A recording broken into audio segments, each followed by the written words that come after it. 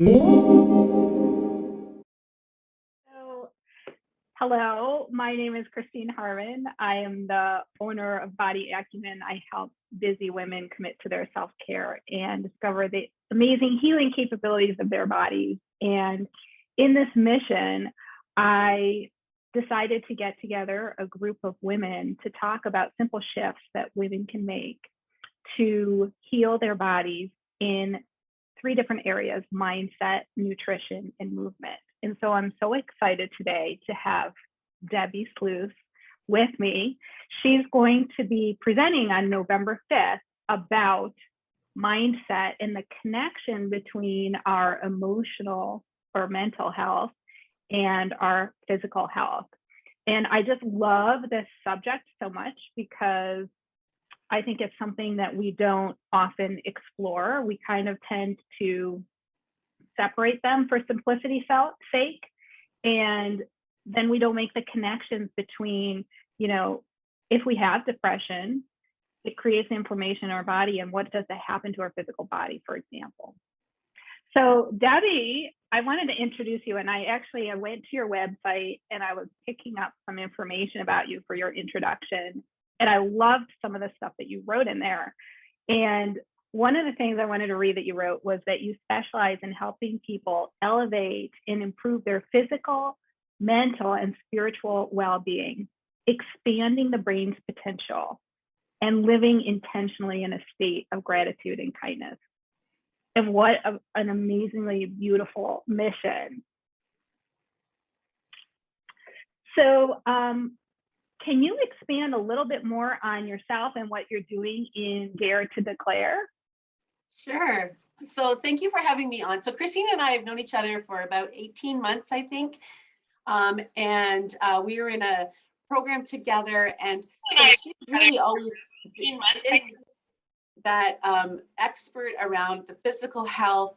And then she saw me exploring vision boards and visioning, but we just had this synergy together. So it just makes sense that we're doing this collaboratively. So I'm just really honored. Thank you. So yeah, I'm the founder of Dare to Declare, and it's a company that started about 4 years ago, because what I noticed was with the employees I was working with at that time in my role as a childcare director, many of them were experiencing challenges that were outside of professional development, and they were in the realm of personal development. And yeah, it impacted their disposition, their job, like their work. They became tired or they felt stuck. And so I was already coaching at that point. And so I started this company creating workshops with vision boards. And so I have a studio. I'm in Ontario, Canada. So Christine and I are across the border from each other. And I have a physical studio, but I also do it online now. With COVID, I pivoted to being online, which has just opened up my company to be global.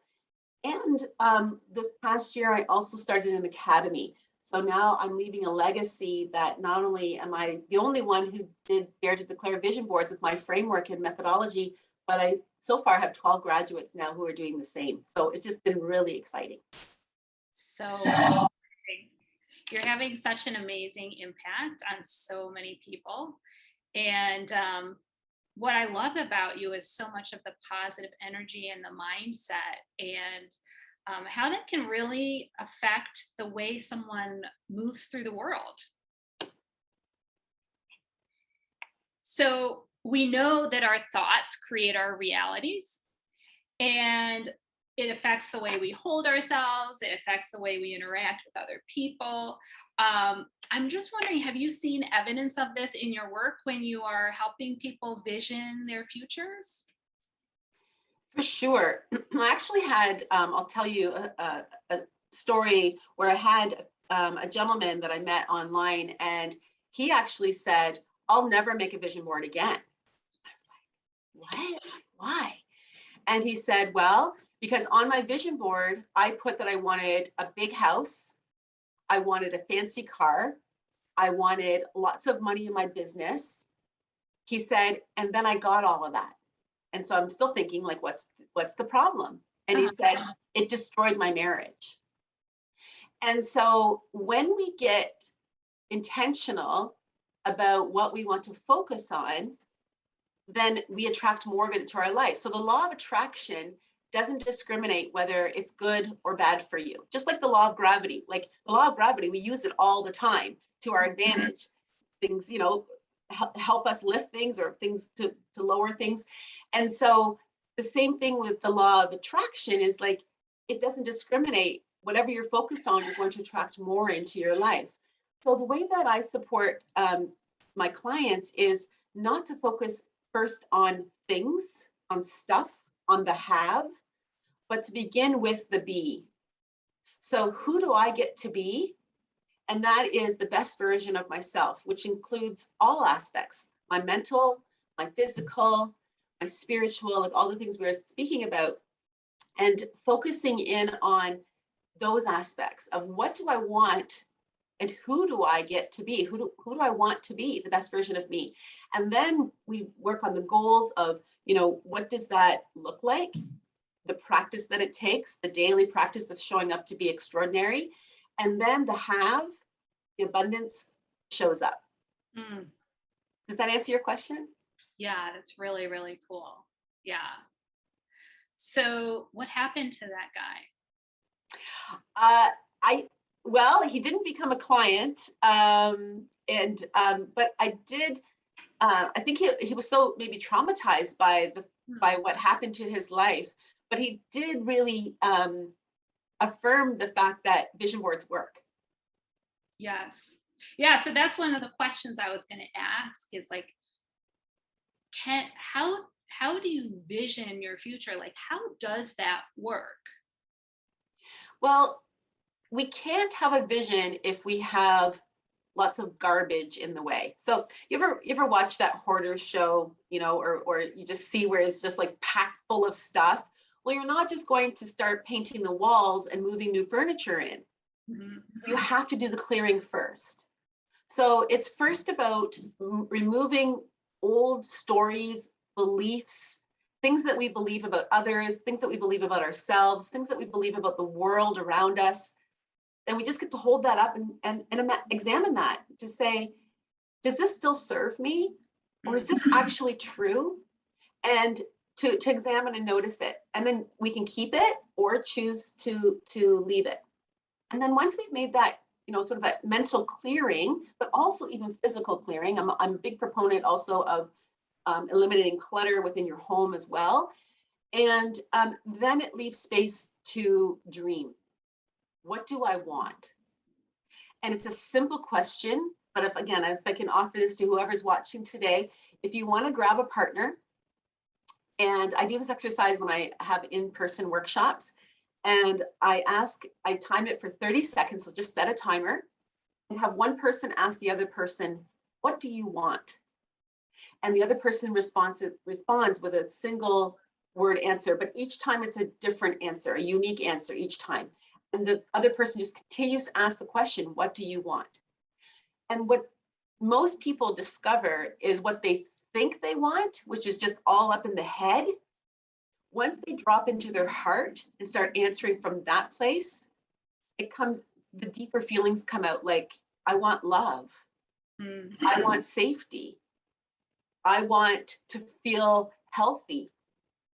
I want to have energy. I want to have peace, you know, and yes, those things can be exercised within a beautiful home or living on the lake or whatever, but fundamentally, it's those kinds of things that people are looking for. So when you get clear on what you want, then you get to ask. And the way that we do that is by locating those wants in images. That's why I'm a big proponent of the vision board. I've got mine behind me there. And so we ask for what we want. And then I support my clients to really lean into the believing that it's possible, believing in what's possible and trusting. And the way that you get to do that is through daily exercise of focus on your vision board, but also through gratitude. Because when you begin to notice what's around you, and have this sense of marvel and gratitude for the simple things, you begin to trust that things are happening for you, not against you. The world, like things are happening for you. Even if it's a failure, it's for you. And so there's that belief. And then the last is being open to receive. So you can create a vision, but it's like ordering a package, which we've all done now with COVID, on Amazon, and then going away for 2 weeks and leaving it in the rain, right? So it's about being open to receive. And the beautiful and marvelous thing about that is that typically what arrives is bigger and better than what you asked for, because it's divine intervention. And it's the only way I can explain it. It's like a miracle. And I have so many clients that have said that to me. Is like, I put this on my vision board, but actually what I experienced was so much deeper, so much bigger, so much, but it looked different. So because it looks different, you might actually let this opportunity pass by. You might not actually grab onto it and realize that it actually is meant for you. So those are the steps: ask, believe, and receive, to support creating a vision. And then there's, the practical aspect of actually creating a vision board and having it be within your visual every day, and so that it also then sits into your subconscious. That's so interesting. And I think about, so a lot of the clients that I'm working with have chronic pain. So it's hard to think that something is happening for you in that instance. I actually have been suffering with some knee pain myself. And so sometimes I'm like, okay, this is happening to me because I need to figure out how to navigate this, because it'll make me a better trainer or a better supporter for my clients. And going through this process definitely has reminded me of how pain can color one's life, right? And it's hard to stay upbeat and happy, and that's a challenge if you're trying to move through the world with grace and ease and support other people, right? So when bad things are happening, how do you explain? You still feel like this is happening for you? You still have that mindset? Because that's hard to have. It is not easy. And I'm not here to say that just gloss over painful things. Like, the world, there is pain, there's suffering, there's relationship breakdown, there's, people have accidents or tragedies. Absolutely. So I'll offer you this, which has been really helpful to me. And came from Jack Canfield. He co-wrote Chicken Soup for the Soul. Mm-hmm. And he gives this equation: E plus R equals O. And E is the event. And that's something we have no control over. So whether that be a car accident or, a pulled muscle or whatever the chronic pain is, that just is. Just, it is what's so. Mm-hmm. Then the R, I'll get to that in a minute, because most people jump from E to O because they say, well, this is the event, like COVID, as we're all experiencing. And then the O is the outcome. So this must be my outcome. And especially as I was talking earlier about stories that we've told ourselves or ways of being, patterns, perhaps this is the way you've always dealt with the pain. Mm-hmm. Perhaps it's to vent, to complain, or to work through it, to ignore it, or to over medicate, just medicate, or to numb, like whatever there's been, those ways of being. But you're like, this is the event, darn it all, this is my outcome. But what people don't realize is it's the R, which is our twofold: our responsibility, and secondly, our response. And those two things are actually our superpower. That's where we get to choose, and that's where the mindset comes in as well, is that we make an intentional choice, and to realize we have a choice. How we choose to be within our mind and then within our actions, that actually determines our outcome, not the event alone. Yes. I love that, because that a lot of times when we're in pain, we feel like we are helpless, but you're coming to it saying, you know what, there's actually a choice in how you respond to this. And that choice is going to have a huge impact in how you're going to feel and how you're going to recover and how you're going to make it through the next week, month, whatever it is. It's really, really powerful.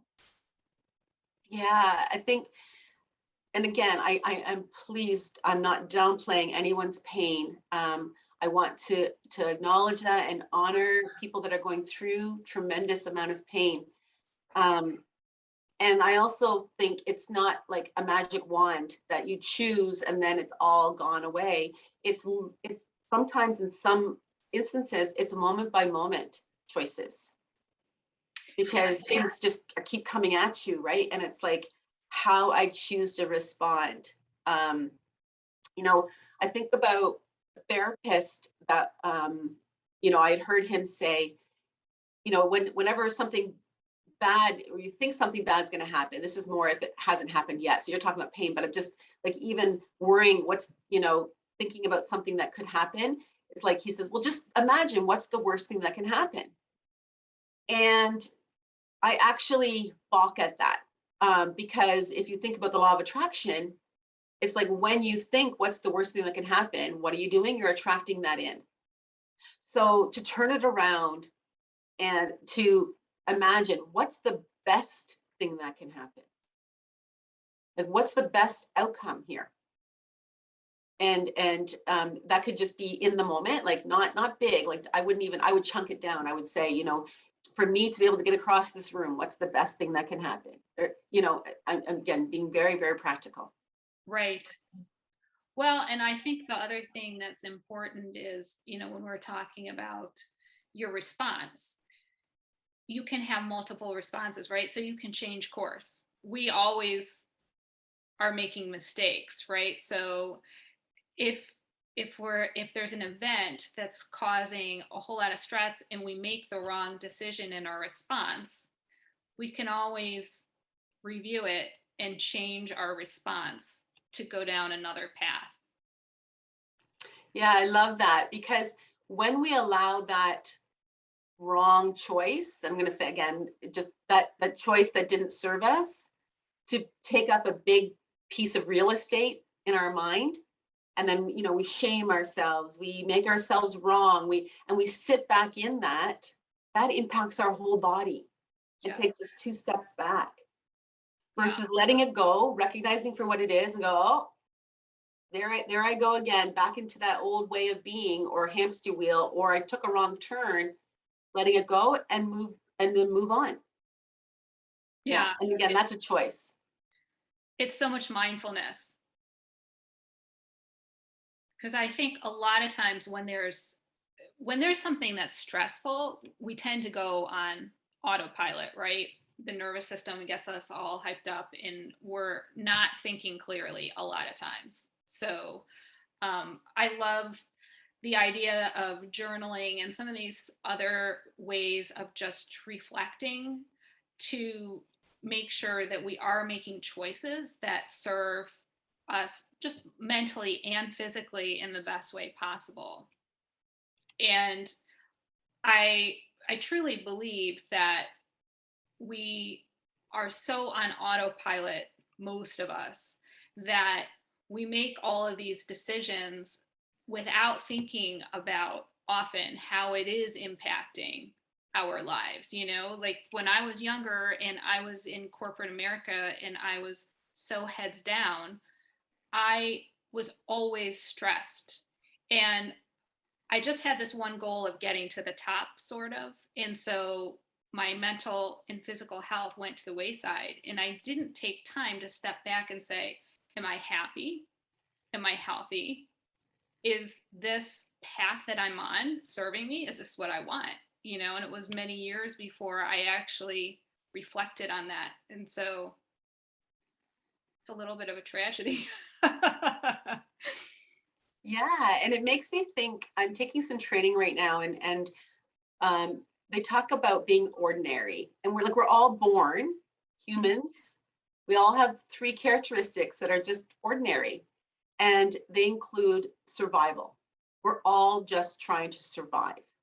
And so, I mean, you think about a new baby born, right? The first thing the baby does is takes a deep breath, right? Flails their arms, and like they're trying to survive, like they're just kind of freaking out. They're in this nice warm place and now they're not. And then the second thing is, like you talked about, making it, right? So many of us are on this hamster wheel. I'll keep talking about that, but like this treadmill where it's just like trying to make it. And what is it? Yes. And then, yeah. And then the last one is looking good. Always being in a position of not looking bad, having to look good. So those are 3 ways, again, that we can acknowledge to say, that's just me being ordinary. That's just me being human. That's just that characteristic that is just part of being human. But taking one step or a step sideways or a step ahead out of that and noticing, then that's extraordinary. Yeah. By being intentional, by being mindful to say, you know, I want to do this despite looking bad. I might look bad. There might be people to say, is she crazy? You know, or enjoying the journey. Like you said, it's the idea of the joy in the daily life instead of the hustle to try to make it and to be in that flow. Yeah. Yeah. The flow is beautiful. One of the reasons I was really excited to talk to you is that, you know, in most of my work is physical work, right? And I don't know if you've ever seen Amy Cuddy's TED Talks. No. She's big on the power pose and how there's actual physiological changes in your body when you stand. Let's just do that for a moment. I love it, right? And she has all these pictures of like gorillas and animals in the natural kingdom. Like when they're feeling threatened, they get very big. And how if you expand yourself before you have like an interview or something that's very important to yourself, it actually increases the testosterone levels in your body and you're more confident. And people can feel that and see that.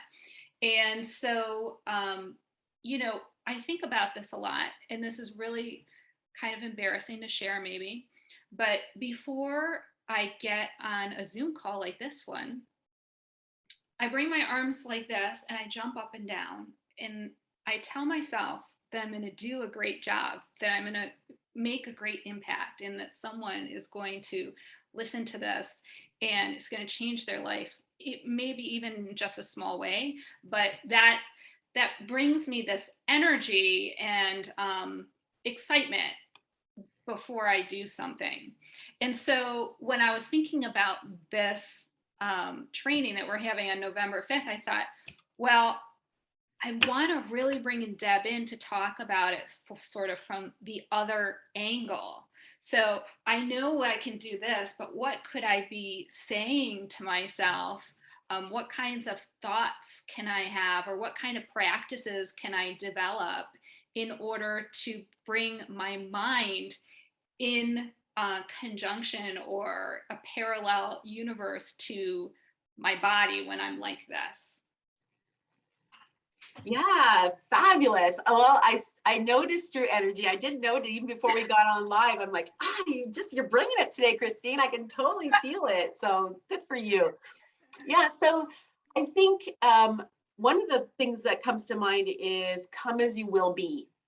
And so this is something that I encourage my clients to consider, is that when we go through the visualization exercise, when they're creating a vision board, I even talk about thinking about the best version of yourself 10 years out.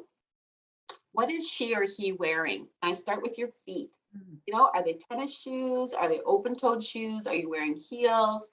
Your legs, like, are you wearing pants or a skirt? What color is it? How does the fabric feel? So really getting to that whole feeling of what are you wearing? And then we talk about where you're working. And I had a client one time, and he put this into practice. So we had this beautiful visualization exercise, and he shared with me that his vision was to create this huge empire of wellness. Like he wanted like a wellness center where all areas, physical, mental, spiritual, all of that was like this hub of a physical kind of gym, but like this hybrid of that. And he was working in a produce department. And he said that the next day when he woke up, he said, I thought to myself, what would the founder of this empire, you know, this wellness empire, what would he wear? And so he looked in his closet and he chose that. And then for lunch, he said, well, what would he eat? And so it's about the daily practice. It's not someday. It's like the vision will manifest someday. It's about experiencing it today and bringing it into today. So how do you want to feel? You get to, again, invite that in with the small actionable goals that you're taking and the actions you're taking every day with the choices that you're making. And you already get to bring in that feeling. And then as for what to say, I'm a big proponent as well of power words. So my word this year was connect. Because of COVID, I just felt this need for connection. And I also, as a coach, and I'm sure you have this too, when you're wanting to grow your business, it's all about making those meaningful connections. So I really wanted to make that my focus this year. Next year, my word, I've already chosen it, is impact. Ooh. Mm-hmm. So again, you're listening, like anyone watching, you might want to think about what's a word that inspires you, motivates you, moves you into action.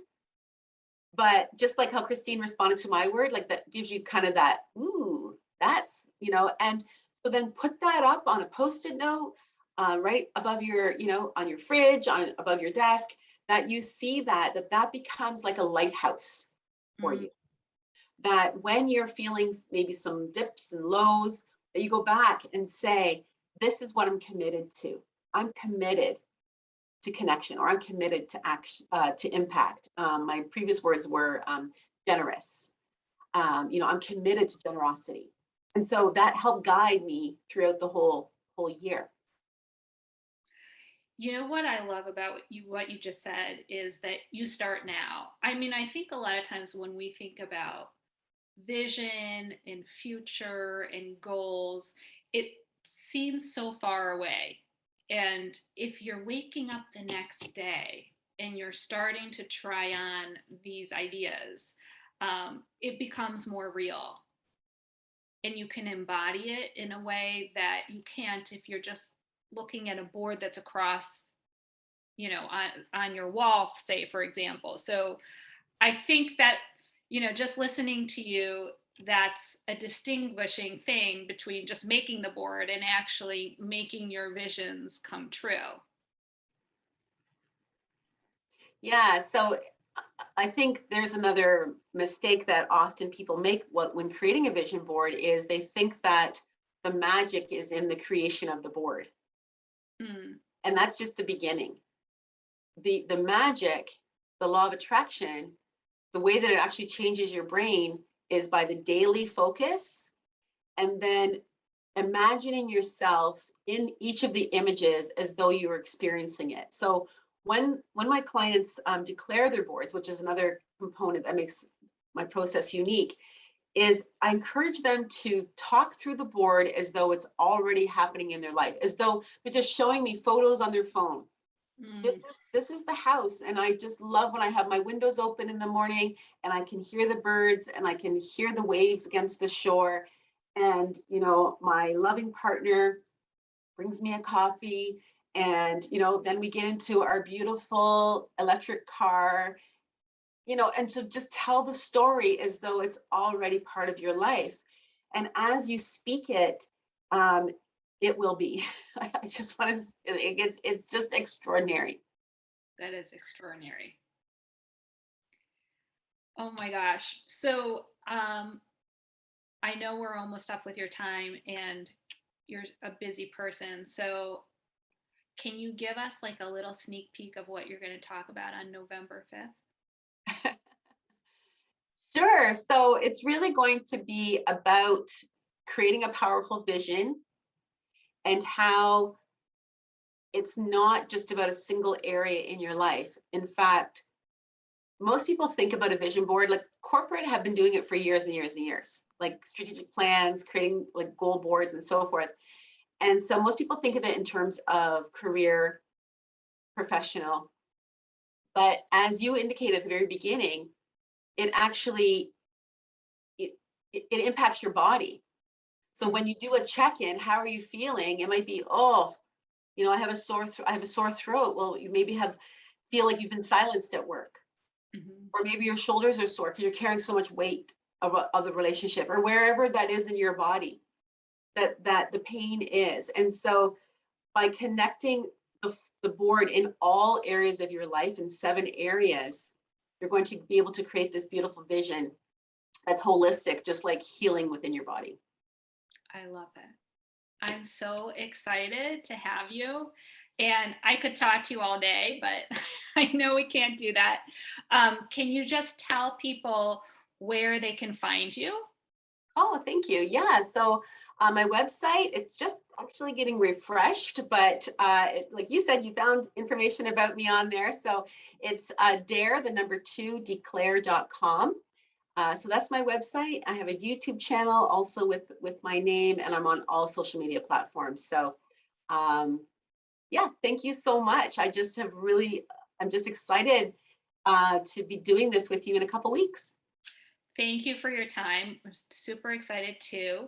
I'm going to put a link below here so that anyone who wants to grab a ticket to join us, it's a free training and it's just going to be so magical. We have 3 beautiful experts, you being one of them, and it's just going to be an amazing 3-hour training. So I can't wait to get together and talk about some more of these topics. They're just so fascinating. And I think that once we become more mindful about the mind-body connection, we can go to really beautiful places.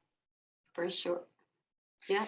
So thank you so much, Deb. We'll see you on November 5th. And thanks for tuning in. And we'll see you again soon. Bye, everybody. Bye.